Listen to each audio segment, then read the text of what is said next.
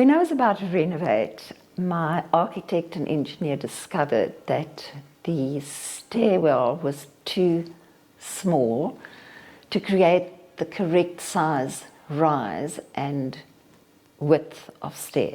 We would have had to excavate into the hillside to make the stairwell big enough for coded stairs.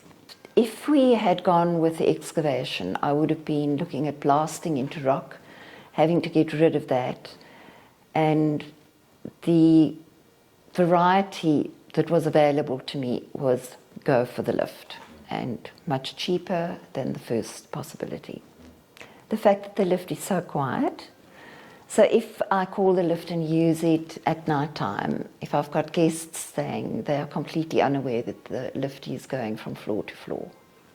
That I didn't have to create extra basement space or roof space for, if I could call it, the machinery. The working parts of the lift are so small, they take up absolutely no space at all. I was hardly aware of the guys being here.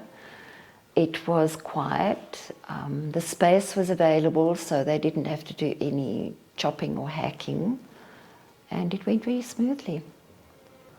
I think again the fact that it's so quiet, that it's so neat, and also that one doesn't feel as though you're inside a box when the lift is being used. You can see out, people can see in, and when I have guests using the lift, I can actually talk to them while I'm riding them up and down the lift.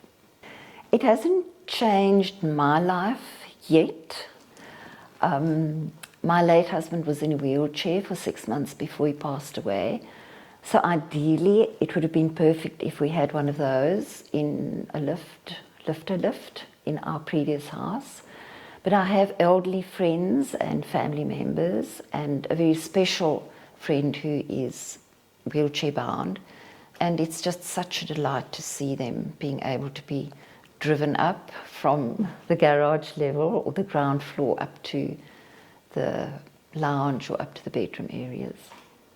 Working with the team was an absolute delight. They were absolutely professional. They were in and out quietly and conveniently for myself. The after-sales service has been absolutely beautiful. I had a few issues with the lift right in the beginning by turning the key the wrong way or standing in the light curtain or just doing things where I hadn't actually referred to the manual, and then out comes the phone and I screech at some poor person on the other side of the phone, and always they were just so informative, assisting me with what to do and keeping me calm until I'd solve the problem for myself.